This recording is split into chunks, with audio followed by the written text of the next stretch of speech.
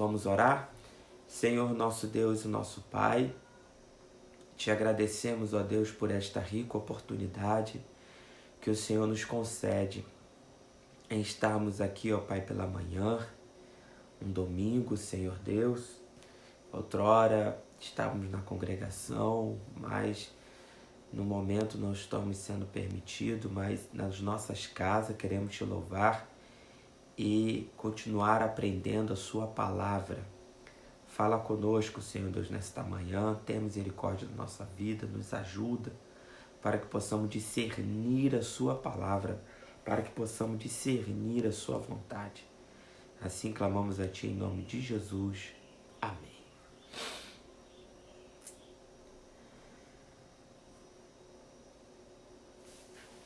Pensa. Nós estamos com a lição, a última lição da nossa revista da Escola Bíblica Dominical, nossa última lição, que fala sobre o relacionamento do cristão. Deus e família.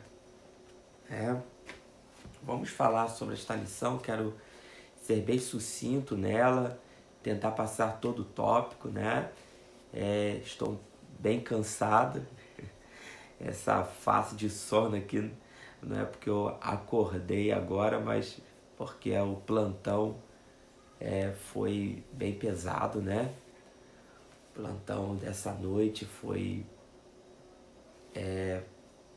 tivemos bastante atendimentos. Eu falei aqui na sexta, num desses dias, que essa questão da quarentena, de todos estarem em casa, tem aumentado muito o índice de violência no lar. Infelizmente, essa madrugada só atendemos violências no lar. Então temos que orar pela nossa cidade, temos que orar pelas pessoas, que muitos não estão sabendo lidar com essa situação. E nós vamos falar hoje sobre família, a última lição da nossa revista, A Família Natural, segundo os valores e princípios cristãos. Vamos falar sobre os relacionamentos do cristão. É uma lição voltada para os cristãos, para nós, que somos cristãos, professamos essa fé e precisamos ser norteado nas nossas condutas, no nosso dia a dia. Essa é a intenção do comentarista desta lição e nós vamos dissecar bem tudo aquilo que ele está dizendo nesta revista. Então, para a gente seguir um cronograma que costumamos, na nossa congregação, texto áureo diz: quem ama o pai ou a mãe mais do que a mim, não é digno de mim. E quem ama o filho ou a filha mais do que a mim, não é digno de mim.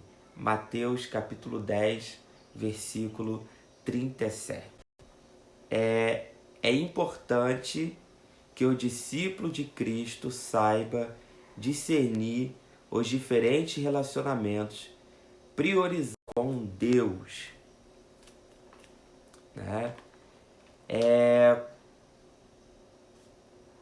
O objetivo da nossa lição é explicar os níveis de relacionamento de Jesus, mostrar alguns aspectos da vida cristã em sua relação com a família e enfatizar a relevância do relacionamento com Deus.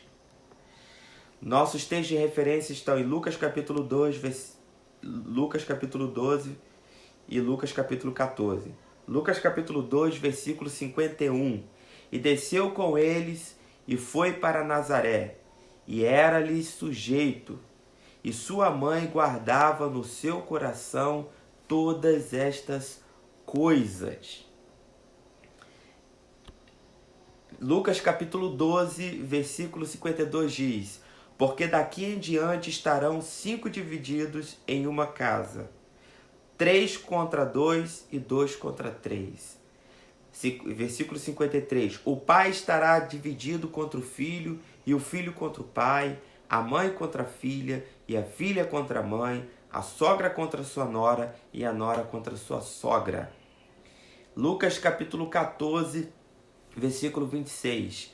Se alguém vier a mim e não aborrecer a seu pai, e mãe, e mulher, e filhos, e irmãos, e irmãs, e ainda também a sua própria vida, não pode ser meus discípulos. São versículos que às vezes se chocam com algumas interpretações. Não que a Bíblia se choque, mas alguns interpretam de forma errada. Vivemos num tempo que querem ter motivos para argumentar com algumas palavras ditas, né? Principalmente quando se traz um assunto tão polêmico, né? Como assim haverá dissensão dentro de casa se nós pregamos o amor, se nós pregamos a harmonia, se Jesus é o nosso maior exemplo, como nós vamos ver aqui na revista? Como assim haverá conflito? Precisamos entender em que contexto está isso, a questão do conflito, qual é o ponto que chega a essa situação, e precisamos principalmente entender a posição normal, natural. Existe o que é natural, comum, e o que é exceção. Aqui nós estamos vendo casos de exceções. Por isso que a revista trata primeiro daquilo que é natural, daquilo que é comum, e depois sim daquilo que é exceção. A nossa introdução diz o seguinte: encerrando este trimestre, a presente lição propõe uma importante reflexão sobre a necessidade do discípulo de Cristo discernir sobre dois relevantes relacionamentos, com Deus e com a família. São dois relacionamentos, né, relevantes na nossa vida, que temos relacionamento com Deus, relacionamento com a família, e precisamos entender, refletir, para que não venhamos confundir ou prejudicar um ao outro por conta dos seus relacionamentos. Não podemos prejudicar o nosso relacionamento com Deus e nem nosso relacionamento com a família. Os dois têm que andar em conjunto, lembrando da parte da exceção. Então vamos entrar na lição. Primeiro tópico: diferentes níveis de relacionamento. Jesus, durante seu ministério terreno, vivenciou diferentes níveis de relacionamento, deixando exemplo e instruções aos seus discípulos sobre tão relevante aspecto da natureza humana nesta terra, o aspecto relacional. Então, Jesus, enquanto esteve na terra, ele se relacionou com várias classes. Jesus se relacionava com sua família, com os seus discípulos, com os religiosos da época, com os seus vizinhos, com os políticos da época. Jesus, ele relacionava com todas as esferas e níveis de relacionamento. Às vezes queremos taxar Jesus só de cunho religioso, né? Ou apenas de cunho de milagre, ou apenas de cunho daquele que trazia as boas novas. Não, o Senhor Jesus era completo. Ele se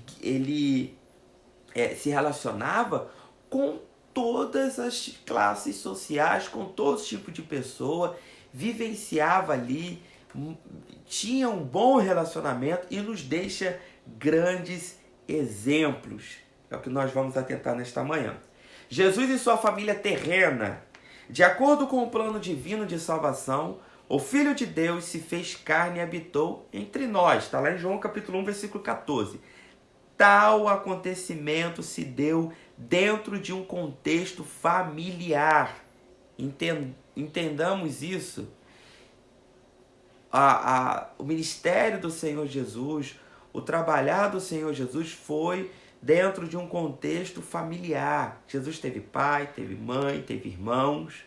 Jesus cuidou da sua família, até a sua morte ele cuidava, ele teve a preocupação com a tua mãe. Então, precisamos entender este lado, porque para a gente andar junto com o nosso raciocínio. Entender que nós também vivemos como o Senhor Jesus viveu, em meio de famílias, com pai, com mãe, com vizinhos, com irmãos, com amigos. Então precisamos, Jesus é o nosso exemplo para toda essa esfera. Incluía essa família, mulher, Maria, cujo útero abrigou Jesus, um homem, José, esposo de Maria, que atuou como pai após o nascimento de Jesus, bem como irmãos que nasceram de Maria e José.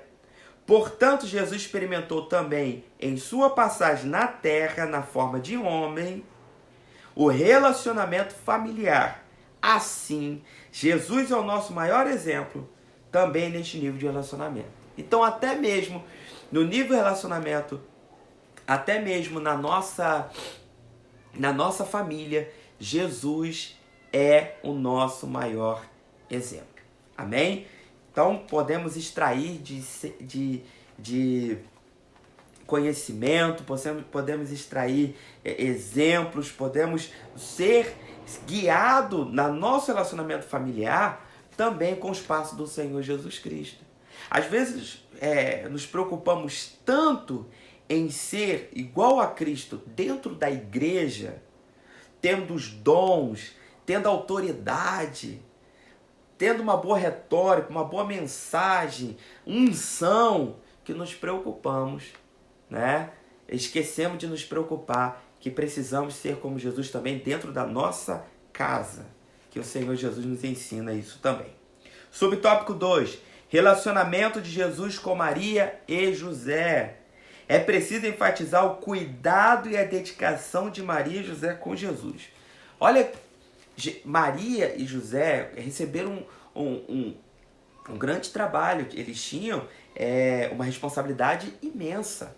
Você imagina o que passava ali na mente de Maria e de José. Eles receberam a promessa, eles estavam de frente ali com o seu Salvador e com o seu filho.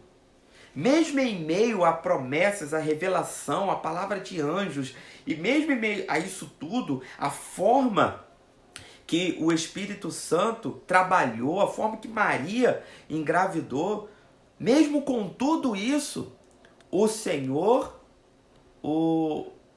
Maria e José, eles tiveram dedicação e cuidado com Jesus como filho. Você vai ver, eles se preocuparam na circuncisão, apresentação ao Senhor no templo, ida para o Egito e retorno, formação em uma profissão, instrução religiosa, entre outras. Maria e José é um verdadeiro exemplo para os pais de hoje. Mesmo com grande responsabilidade, mesmo sendo seu Salvador, eles se preocuparam em cuidar, em conduzir. Eles se preocuparam em trabalhar na criação do Senhor Jesus Cristo. Nos dá exemplo, nós como pais temos esta obrigação, temos essa responsabilidade de cuidar dos nossos filhos, conduzir a casa do Senhor, ensiná-los, amá-los, ajudá-los na caminhada. Imagina se José e Maria pensassem assim, calma aí, o anjo falou que ele é o Salvador, é Deus, então é que se vira, vamos dar teto aqui, eles dão seu jeito, porque Deus fará tudo, né? Deus está no controle e Deus vai fazer tudo, já que é filho de Deus, né? O unigênito, Deus vai dar um jeito, vai ajudar na criação, Deus vai abençoar quando crescer, Não, eu tenho uma responsabilidade. Às vezes queremos jogar nossa responsabilidade como pais na mão de Deus ou até mesmo na mão da igreja. Nós temos uma responsabilidade para com os nossos filhos. José e Maria, ele sabia quem era Jesus, sabia da divindade do Senhor Jesus. Mesmo assim, ele tinha uma responsabilidade como pais e o conduziu na educação. Maravilha, né? Então é um exemplo para a gente. Tá bom? Outro destaque é a sujeição de Jesus aos seus pais. Enquanto não tinha chegado o tempo de iniciar o seu ministério, um verdadeiro exemplo para os filhos. Você vai ver agora do outro lado, nós vemos Jesus, o Salvador. Jesus, aquele que tem todo o poder, o que criou o ser humano, esteve na criação. Antes de José e Maria vir à Terra, ele já o conhecia. Ele agora, sendo Salvador, submete a educação, ao cuidado, aos cuidados de José e Maria. Né? É um exemplo para os filhos.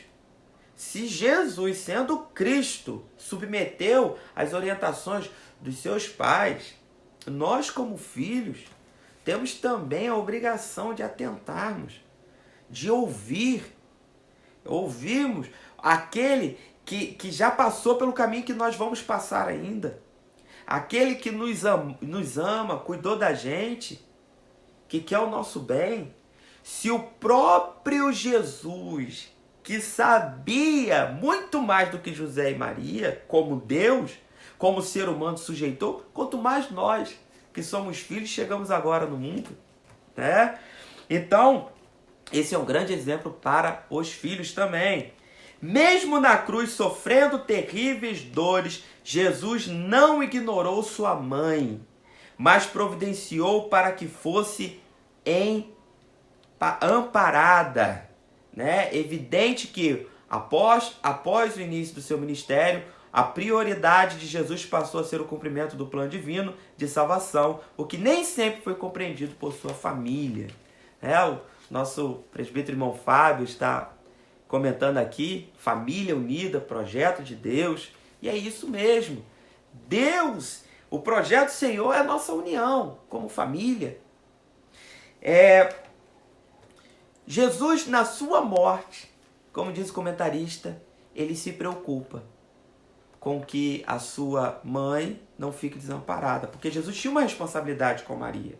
Quando ele fala aquilo, eis aí sua mãe, eis aí seu filho, que muitos interpretam de forma religiosa, né, que ali se tornou mãe e nós filhos, Jesus estava tendo um cuidado ali com Maria, pedindo a João para cuidar dela. Jesus estava tendo um cuidado social, familiar, porque Jesus era o provedor. Jesus é que cuidava de Maria. Ele falou, estou indo fisicamente. Então pegou um discípulo dele e falou, cuida dela. Olha quantos exemplos que Jesus nos dá. Amém? Subtópico 3. Relacionamento de Jesus com seus discípulos. O fato de pessoas terem sido filhos de Maria e José não implicou automaticamente que tinha um relacionamento harmonioso com Jesus como filho de Deus, mesmo tendo convívio tão de perto.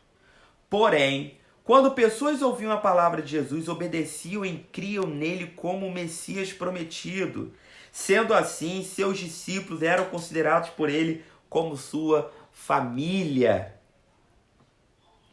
Deus também usa o aspecto estreito e íntimo do relacionamento familiar como ilustração do seu plano de reunir um povo, identificando como família de Deus. O Senhor Jesus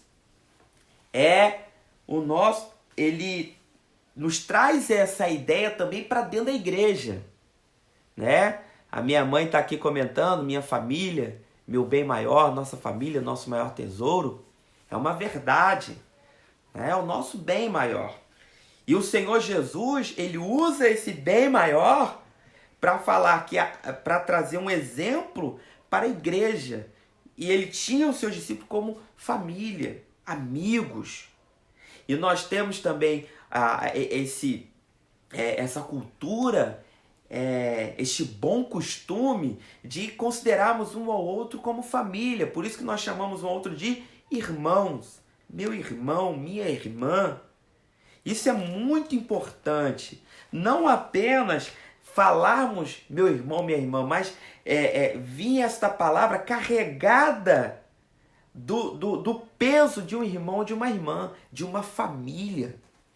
Isso é muito interessante e nos ajuda também a nos policiar, principalmente contra fofocas, contra dissensões, contra agressões, contra inveja. Por quê? Analisa bem, quando você, com o seu irmão de sangue, né, por exemplo, os meus irmãos de sangue, embora tenhamos divergência em pensamentos, mas é sempre assim, eu posso até criticar, mas se vir outro e criticar, calma aí, é meu irmão. Se vir outro contra, calma aí, é minha irmã, né? Porque é da nossa natureza. Quando nós temos esse peso também na igreja, a gente policia, não, calma aí, é meu irmão, é minha irmã, eu não vou falar mal, eu não vou denegrir a imagem. Nós estamos na igreja, somos irmãos, né? Eu me preocupo muito, irmãos, às vezes quando vemos palavras de dissensões, às vezes contra um líder religioso, às vezes contra um líder, contra um pastor, um obreiro, contra um líder de um departamento, contra uma pessoa que está trabalhando na casa do Senhor. Porque o primeiro princípio que esquecemos é que são nossos irmãos.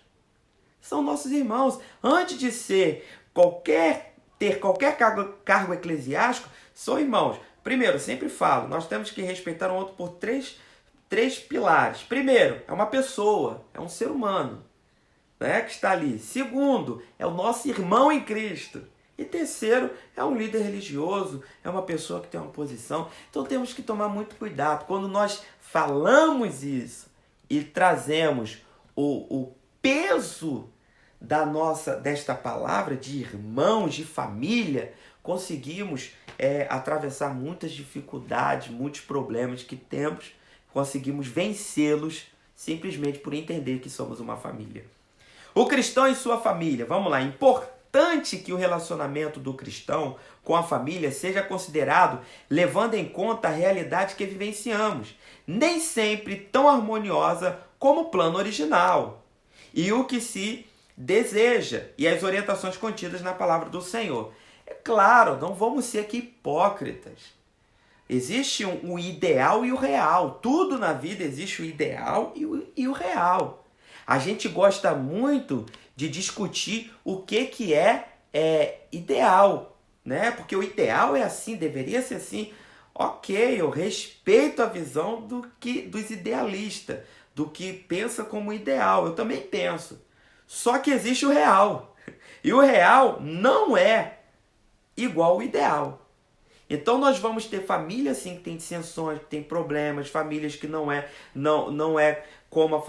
completa como a família tradicional, não tem famílias que que são criadas de forma diferente, ambiente diferente, né? Então nós precisamos fazer o quê? Ter o entendimento que a Bíblia nos orienta para tudo isso.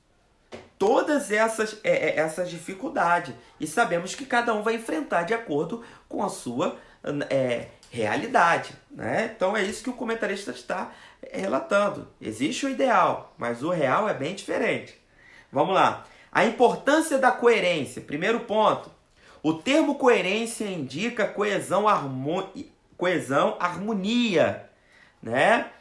Irmãos, às vezes eu dou uma paradinha aqui e vou até a tela só para acenar os irmãos, tá bom? Que pelo menos eu interajo dessa forma, eu aceno aqui para os irmãos, já que não dá para comentar, tá bom? Então às vezes eu vou aqui e aceno, tá bom? Os irmãos que vão entrando, uma forma de agradecimento aí por estar conosco.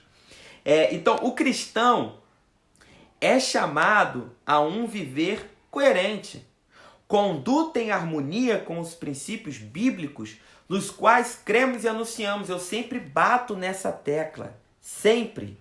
Eu sempre falo, nós precisamos ter harmonia com os princípios bíblicos, com a conduta e os princípios bíblicos, com qual cremos e anunciamos. Nós pregamos, nós falamos. Depois que nós pregamos, nós precisamos, no mínimo, lutar para seguir porque estamos falando que cremos. Porque senão fica só no âmbito da teoria, só no âmbito da discussão, da ideia. E a ideia é muito boa, mas ideia sem prática não vale para nada, né? Então vamos lá. O próprio Cristo censurou os escribas e fariseus pela falta de coerência. A Bíblia alerta sobre a relevância de governar a própria casa, exercer piedade para com sua própria família, e que aquele que não cuida da própria família negou a fé, entre muitas outras instruções. É preciso refletir sobre nosso viver dentro de casa. Nós precisamos, irmãos, refletir isso. É muito bonito, é muito bom sentir a presença do Senhor, falar em línguas, ter revelação, ter visão, ter autoridade, ter dom de cura. Só que às vezes nós temos dom de cura para curar uma pessoa com uma enfermidade física e ao mesmo tempo abrimos feridas dentro de nossas casas. Enquanto que Jesus está nos ensinando aqui na sua palavra, cuida da sua casa. E a palavra do Senhor é tão forte que fala, e que aquele que não cuida da própria família negou a fé. Olha que peso que tem. Olha a responsabilidade que nós temos com a nossa família. Não adianta, irmãos. Não adianta a gente entrar em discussões teológicas, em a gente buscar autoridade fora do comum, quase virarmos semideuses, como alguns pensam que estão no caminho certo. Se você não consegue cuidar da sua casa, da sua família, se você não consegue amenizar, você não consegue tratar bem, você não consegue deixar o seu eu e começar a olhar para quem está contigo, abaixar o tom de voz, acabar com a ira, não vai adiantar, vai ser coisa que sempre vai chocar, embora, né, muitos defendam esse lado, não, porque a vida espiritual, irmãos, a vida espiritual está nos nossos relacionamentos. Deus nos ensina para nos relacionarmos uns com os outros. Amarás a Deus e ao teu próximo. E o nosso próximo está a nossa família. Elas são em conjunto. Jesus, quando foi indagado, ele falou amar a Deus, mas ele não deixou de falar de amar o próximo. Eu sempre gosto desse pensamento que nós adoramos a Deus, mas servimos os nossos irmãos. Adoramos a Deus, mas servimos a nossa família. Deus não precisa de serviço. Deus quer adoração. E como é que mas eu preciso servir a Deus? Sim, você vai servir a Deus quando servir o teu irmão. Jesus mesmo disse, né? Tive fome e não me deste de comer. Tive sede e não me deste de beber. Estive preso e não me visitaste. E vou indagar ele e perguntar, quando o Senhor teve isso? Ué, teu próximo, tua família, os meus pequeninos. Enquanto você está fazendo para eles, está fazendo para mim. Me adora, me serve, servindo o teu próximo. Então, irmãos, isso é muito importante.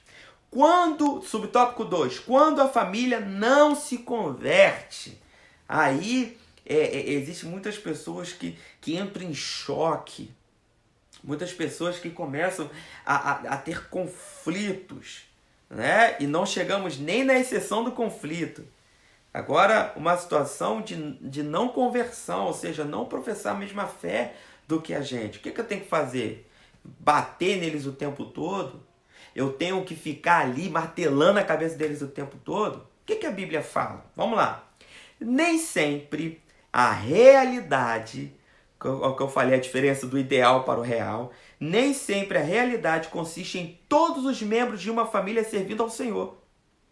O cristão também é chamado a perseverar na fé em Cristo e no testemunho perante seus familiares por intermédio de sua conduta dentro do lar e no convívio de diversas ocasiões. Há textos bíblicos que indicam esta possibilidade. Depois você leia lá 1 Coríntios capítulo 7, versículo 12 e 14 e 1 Pedro capítulo 3, versículo 1. E eu acho interessante 1 Pedro capítulo 3, versículo 1, que ele fala de você ganhar sem palavras. A esposa ganhar o seu marido sem palavras. Aí eu vejo da onde que surgiu aquele pensamento que eu gosto muito, que dizia: pregue em todo o tempo, se possível for, use palavras. Porque a gente pensa que pregação é só por palavras. E não é. A maior pregação está no testemunho. A Bíblia, que muitos irão ler, vai ser a nossa vida. Tem pessoas que não terão contato com a Bíblia Sagrada, mas vai ter contato com a vida de um crente. Vai olhar, ali é uma Bíblia. Então, olha que interessante. A Bíblia fala que você consegue convencer o outro sem falar nada. Como? Tendo testemunho. Em 1 Coríntios capítulo 7, versículo 2, ainda fala sobre santificar o outro. Olha que interessante, como testemunha, a nossa conduta, ela tem poder de evangelização. Lembremos-nos do exposto no tópico 1 e 2, acerca da experiência de Jesus enquanto na terra. Ele não desanimou e continuou vivendo segundo o plano de Deus. Mais tarde, segundo a tradição, pelo menos 2 de seus irmãos passaram a segui-lo, Tiago e Judas, os quais se tornaram influentes na igreja primitiva. Você vai ver que a primeiro momento Jesus ministrava, muitas pessoas acreditavam no Senhor Jesus, mas você vai ver os seus próprios irmãos à distância. Né? As pessoas que conheciam falam: mas esse daí não é filho de José? Esse daí não é... Calma aí. E eles não davam a ponto de Jesus falar: o profeta não tem honra na sua terra. Não é? Jesus traz essa mensagem quando as pessoas começam a deixar de crer. Jesus enfrentou tudo isso. E o que ele fez? Continuou com o propósito. Continuou com a sua postura.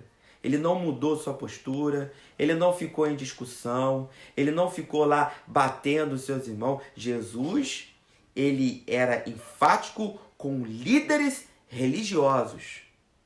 Por conta da religião, que é uma coisa muito mais profunda.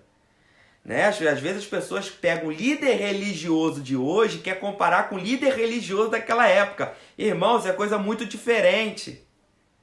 Né? Muito diferente.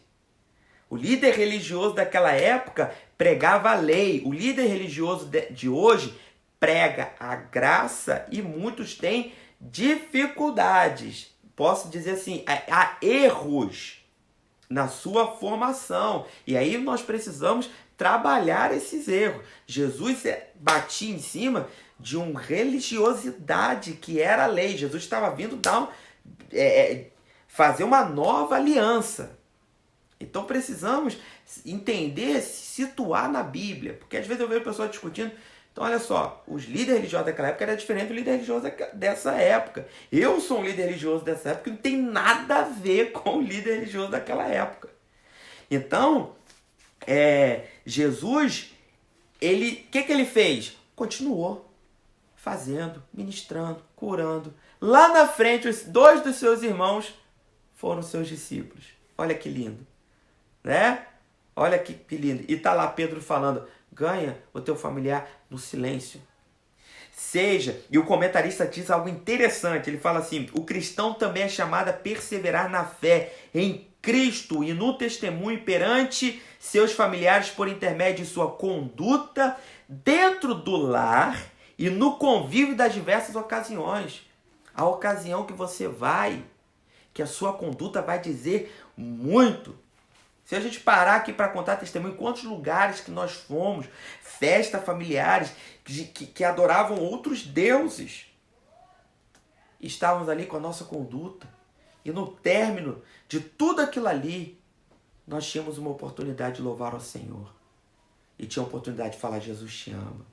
E acabar uma reunião, como um movimento como aquele, nós não nos contaminamos, ainda temos a oportunidade de ter uma conduta para a pessoa virar para a gente: glória a Deus pela sua vida. Você é diferente. Né? Eu sempre conto um testemunho de um amigo que me abordou. E eu não sou o tipo de pessoa que fico falando: eu sou pastor, não. Eu vivo normal e as pessoas vão acabar descobrindo. e um amigo me abordou. E depois, quando ele soube que eu era cristão, ele virou para mim e falou assim: você é crente? Eu falei: sou. Você é pastor? Eu falei: sou. Eu falei: por quê? Eu estou dando mau testemunho? Eu falei: não, muito pelo contrário. Mas é porque você é normal. Aí eu falei: mas como assim normal? Eu entendi o que ele quis dizer. É que eu não ficava perturbando a cabeça dele. Eu vivia. E até hoje ele respeita. Ele para ver os vídeos que posta. Ele me assiste. Entendeu? E digo mais, essa pessoa é de uma religião totalmente diferente da nossa. Por quê? Porque tem momentos que não tem palavra, irmão. Tem momentos que você vai falar e você só vai incitar ira. Agora, o seu testemunho é diferente. Pessoas, irmãos, podem tapar os ouvidos para ouvir a nossa voz. Mas tem duas coisas que eles não conseguem deixar de receber. É o nosso testemunho e a nossa oração. Amém? Casamento. Instituição divina para a vida na terra. O próprio Senhor Jesus afirmou que na futura vinda ressurreta ou mundo vindouro não haverá casamento. O casamento deve ser também um instrumento que contribua na vida de santificação dos discípulos de Cristo neste mundo. É importante também lembrarmos que nem todo discípulo de Cristo irá se casar. Aos que permanecem solteiros, você vai ver lá Mateus 19, 10, 12, 1 Coríntios 7, 8, 39, 32, 34. Portanto, aí aqui, para desmistificar essa questão, o fato de pessoa permanecer solteira não é um problema em si mesmo. Assim como casar-se não significa que automaticamente os casados estão isentos de tentações e dificuldades. O relacionamento com Deus é que faz a diferença para todos, nesta terra e no mundo vindouro, né? Existe sempre essa questão do casar. O crente pode ficar solteiro, tem que casar, é obrigado a casar. Tem essa questão, então tem uns que falam, não, tem que casar para fazer isso, aquilo. A Bíblia, ela não obriga a nada. Ela fala que os seus discípulos tanto podem casar como ficar solteiro. Isso é indiferente. O casamento precisa ser levado mais a sério. Nós entramos dentro de um casamento sem ter instrução nenhuma. É por isso que muitos casamentos são fadados a fracasso ou leva muito tempo para se ajustar. Se a gente levar mais a sério isso e tratar com mais seriedade, nós vamos ter bem menos problema. Então, olha que interessante, isso aqui que eu achei interessante no comentarista, que ele fala: você está solteiro? Quando você permanecer solteiro não é um problema em si mesmo. Não é. Você vai ter sua dificuldade, vai ter suas lutas.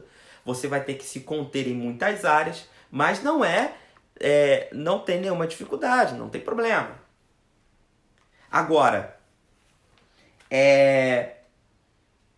casar-se não significa você estar isento de tentação e dificuldade. Eu lembro de um jovem, muito tempo atrás, que me chamou e foi fazendo uma confissão sobre uma dificuldade que teve no namoro, né?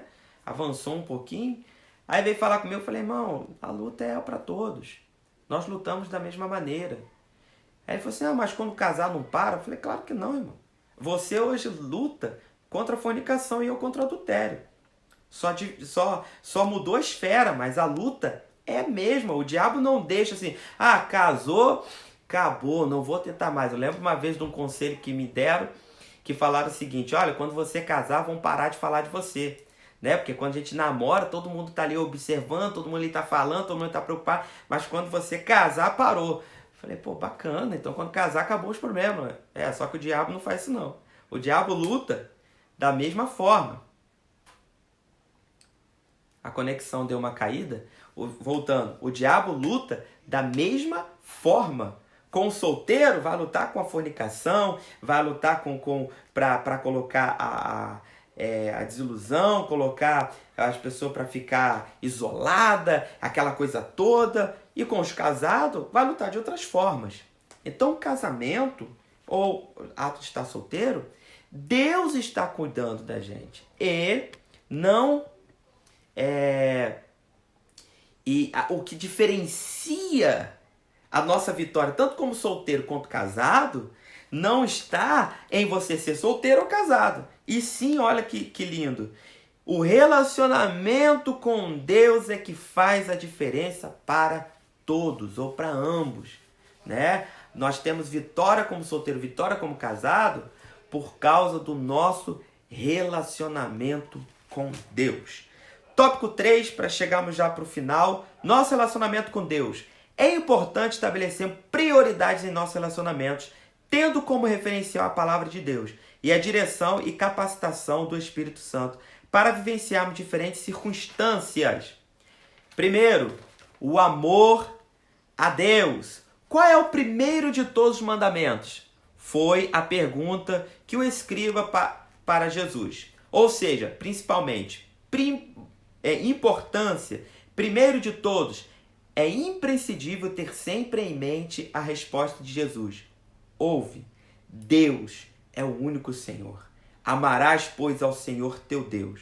Amarás o teu próximo como a ti mesmo. Olha que interessante, eu citei isso aqui atrás. Jesus citou o segundo, mesmo não fazendo parte da pergunta. Há uma íntima relação entre amor a Deus e amor ao próximo, né?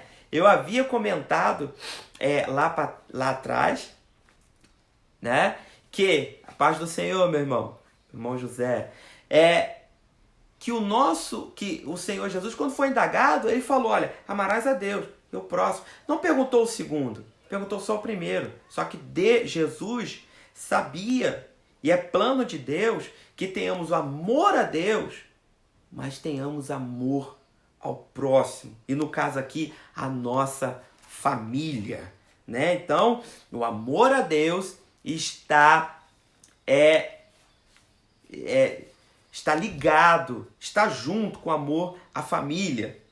Subtópico 2, discípulo de Cristo, dissensão e aborrecer. Agora entramos numa área que eu falei aqui, que é a exceção, né? Então vamos lá. Parece contraditório, após lermos e estudarmos sobre a relevância da família, nos depararmos com dois textos do Evangelho de Lucas, onde encontramos duas expressões fortes: dissensão, que está em Lucas 12, 49 e 53, e aborrecer, Lucas 14, 26. Dentro de um contexto familiar e conectados ao resultado do relacionamento com o Senhor Jesus, são termos que indicam desunião de opinião e conduta, e amar menos, com indicado em Mateus 10, 37. Ou seja, aí aqui está a explicação: nenhum laço terreno deve diminuir nossa lealdade a Cristo, porém o Senhor, que exige dedicação completa a Ele, promete contínuo sustento, cuidado e proteção. Então, essa parte da exceção é uma área bem delicada, né? É uma área bem delicada. Porque, às vezes, nós levamos só na área da exceção. E tudo que há de desajuste dentro da casa, às vezes por causa de reuniões religiosas, por causa de cargos eclesiásticos, nós ligamos a esse versículo. Só que esse versículo é muito mais profundo. O que ele quer dizer aqui, o comentarista coloca entre parênteses, é o seguinte: quando fala sobre a desunião, é de opinião e conduta. É você ter uma conduta diferente, uma opinião diferente.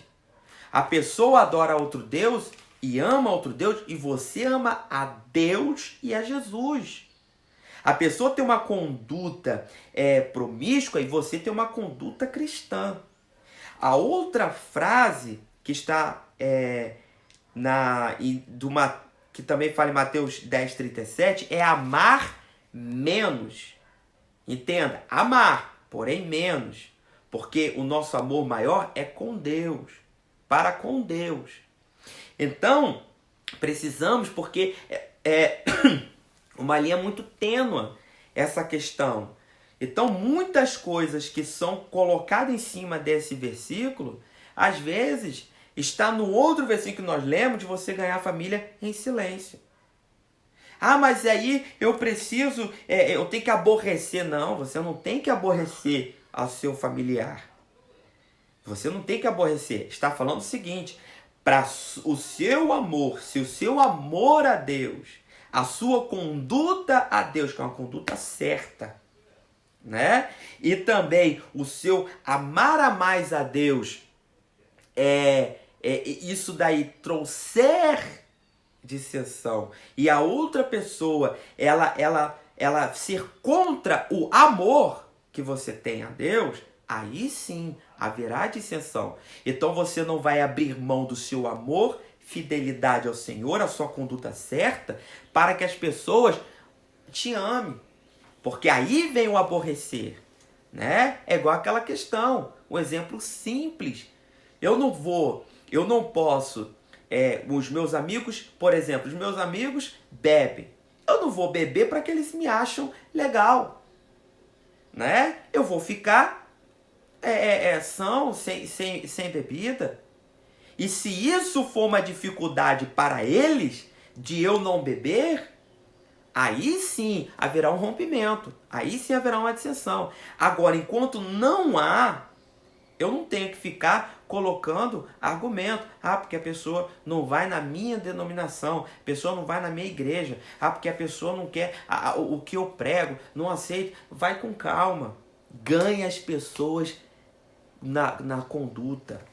Né? Então aqui é muito mais profundo. Está falando o seguinte, a sua conduta certa, o seu amor a Deus, se isso trouxer dissensão, aí é o que Jesus está falando. Aí é nesse termo que nós vamos ver lá, Lucas falando, porque daqui em diante estarão 5 divididos em uma casa, 3 contra 2 e 2 contra 1. Está falando sobre nesse âmbito de conduta, amor a Deus, porque a pessoa às vezes ama um outro Deus e quer que você ama também.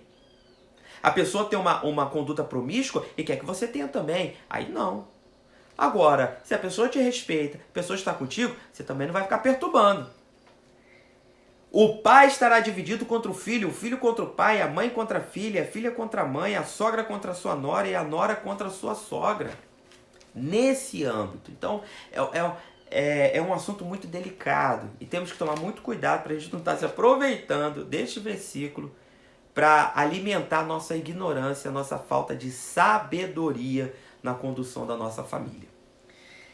Subtópico 3, para encerrarmos, expresso no referencial adotado. Jesus é o referencial na vida do cristão, como indica em Efésios 5, 18 e 34. Interessante notarmos o resultado de uma vida cheia do Espírito Santo. Comunicação, culto e conduta.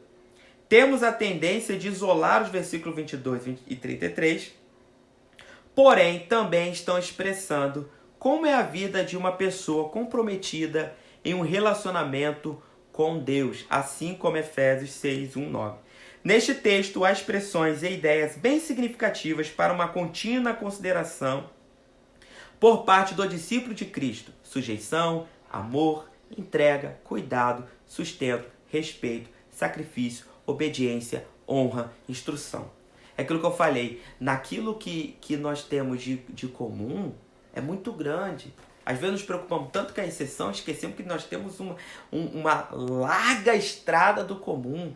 Você tem um largo leque de amor, dedicação, companheirismo, ajuda, estar ali junto. E às vezes nos preocupamos com a exceção. É igual aquela questão, né? Existe o pecado que é para a morte. E a gente se preocupa tanto com o pecado que é para a morte, e esquecemos que é uma exceção. E é uma discussão fora do comum dessa área. Então vamos nos ater àquilo que nós temos como responsabilidade, que é sujeição, amor, entrega, cuidado, sustento, respeito, sacrifício, obediência, honra, instrução. Siga tudo isso. Se dentro disso tudo você ter embate, você ter dissensão, aí sim você tem que optar por Deus, pela sua palavra e se manter ali firme. Mas é bem difícil você seguir tudo isso e não ter o apoio da família e o abraço. Não é impossível, mas é bem difícil. Tá bom? Eu quero, para encerrarmos, lermos aqui Efésios capítulo 5, né? Versículo 18 e 33, que ele relata aqui e fala sobre isolarmos alguns versículos. Então, vamos lá. E não vos embriagueis com vinho em que há contenda, mas enchei-vos do Espírito, falando entre vós em salmos, em hinos, em cânticos espirituais, cantando e salmodiando ao Senhor no vosso coração, dando sempre graças por tudo a nosso Deus e Pai, em nome de nosso Senhor Jesus Cristo, sujeitai-vos uns aos outros no temor do Senhor. Vós, mulheres, sujeitai-vos a vossos maridos, como ao Senhor, porque o marido é a cabeça da mulher, como também Cristo é a cabeça da igreja, sendo ele próprio o Salvador do corpo. De sorte que assim como a igreja está sujeita a Cristo, assim também as mulheres sejam em tudo sujeitos a seus maridos. Vós, maridos, amai vossas mulheres, como também Cristo amou a igreja e a si mesmo se entregou por ela. Olha que versículos lindos que nós temos, né, na palavra do Senhor Jesus. Olha que coisa maravilhosa. Sujeitai-vos uns aos outros, né? Sejam sujeitos. O versículo 20 diz: sujeitai-vos uns aos outros no temor de Deus. Tenha temor ao Senhor. Sujeitam uns aos outros. Se amem. Vivam juntos. Se abracem. Nós estamos num período, irmão, de tanta incerteza. Né? Com quem eu estou tendo contato, eu sempre estou dizendo, gente, vivam. Se abracem. Amem. Você não sabe o dia de amanhã. Se a gente já vivia numa incerteza, se a gente já não vivia, a gente não sabia o dia de amanhã, quanto mais agora, quanto mais hoje.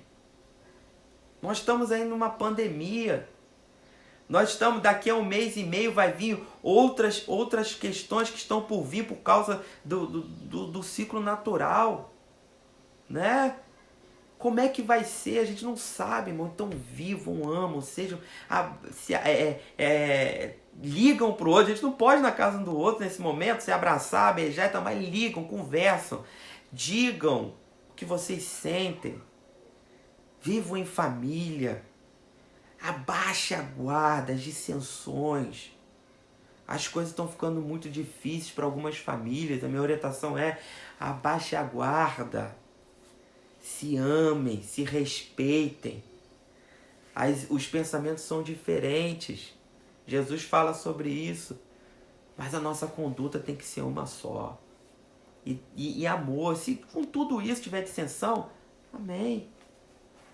Né? Nós estamos vendo aqui saudade de abraçar a minha família, né? Minha mãe está falando. O irmão Fábio de Souza está escrevendo aqui Romanos 12:11. Não sejais vagarosos no cuidado, sede fervorosos no espírito, servindo ao Senhor. Isso é verdade, irmão. Olha, não sejais vagarosos no cuidado, sede fervorosos. Eu sempre gosto de as pessoas falam muito sobre o casamento, sobre isso, a dificuldade. Eu falo, irmão, você já está na chuva. Se molha. Né? Você já está no casamento. Usufrua dele. Se torne romântico, faça romance. Você está aí dentro, irmão. Seja pai, brinque, faça, você está aí dentro. Vai fazer o quê? Viva, porque senão você vai passar a vida. E quando a vida vai passar, e aí depois, eu vivi dentro do casamento, mas não vivi. Eu vivi com a minha família, eu não vivi. Poxa, eu tive a oportunidade de estar com a minha família, eu não pude. Olha hoje, né? As pessoas falam, quando acabar essa quarentena, eu quero abraçar, eu quero estar. Irmãos, quantas oportunidades nós tivemos de estar juntos e não dávamos um abraço no outro. Não apertava a mão, não dizia a paz do Senhor, não cumprimentava, não parava para conversar. Hoje a gente não está podendo fazer isso. Que possamos sair dessa, que nós vamos sair, nós vamos vencer e valorizar essas coisas simples que Jesus sempre valorizou. Conclusão, né? Que o Espírito Santo nos ajude a priorizar o relacionamento com Deus e refletirmos isto em nossos relacionamentos familiares, por intermédio de nossa conduta, testemunho e constante busca em promovermos um ambiente saudável e harmonioso para a glória de Deus. Hoje, domingo, você está em casa. A maioria estão com seus familiares, né? Alguns não estão com seus familiares porque estão trabalhando, né? A vida continua.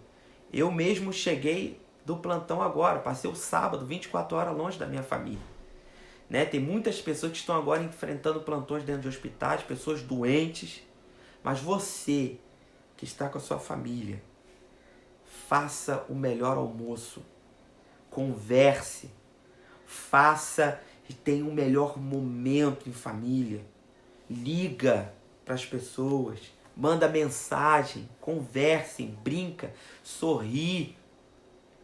Faça, você que está aí dentro da sua casa, prepare, né? Eu lembro de uma palavra do Bispo Abner, que ele falava muito tempo atrás numa ministração dele, eu era adolescente ou jovem, e ele falando que fala para sua esposa, desce os melhores pratos, porque não tem ninguém mais importante que vai chegar nessa casa aqui do que eu. Traz os melhores pratos, vamos comer aqui, bota aqui que eu quero comer, porque a gente tem essa mania. A gente, na nossa casa, a gente usa aquele pratinho, o copo de massa tomate, aqueles pratos que cada um, o que sobrou do que foi quebrando nos anos. Aí quando vem alguém de fora, quando vem uma visita, aí você pega o prato de louça, bota o copinho, o copo bom. E eu aprendi isso com o Bispo Abner.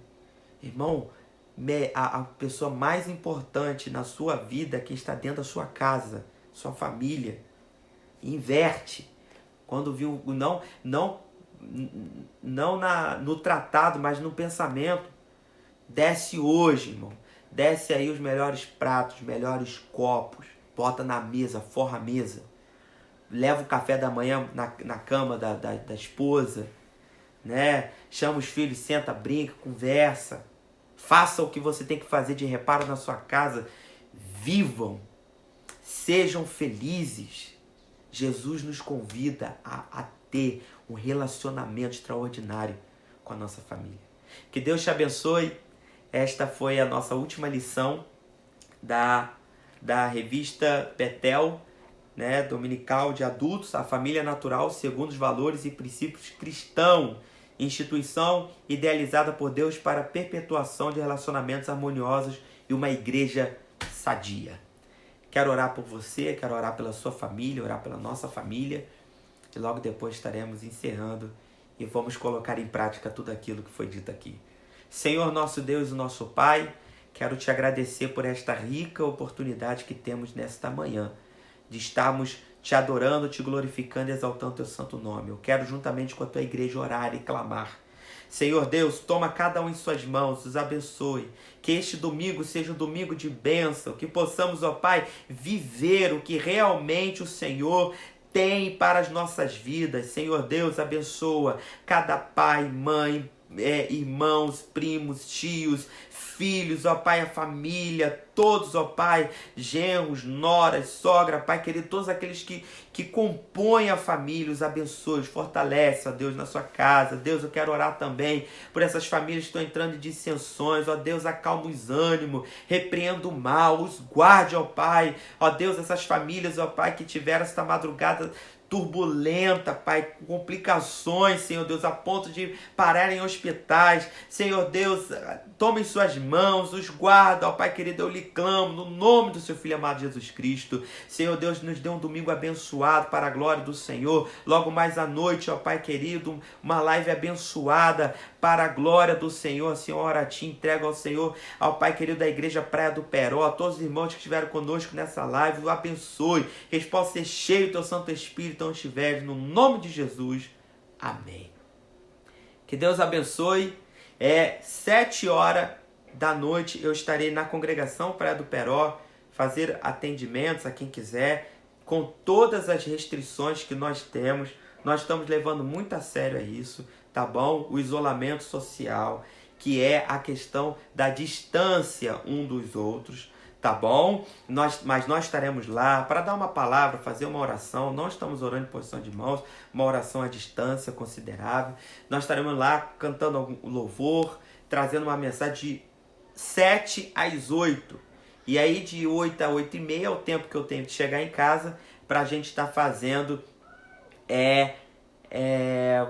essa live do culto à noite com uma palavra revelada do coração de Deus para o seu coração. Deus abençoe todos os irmãos. Muito obrigado pela sua presença aqui. Este vídeo vai estar daqui a pouquinho indo para o nosso canal no YouTube. Vai lá, compartilhe, curte, né? Convida as pessoas para se inscreverem lá, que quanto mais você vai trabalhando nessas plataformas, mais o vídeo vai sendo apresentado para outras pessoas, as pessoas também vão sendo abençoadas.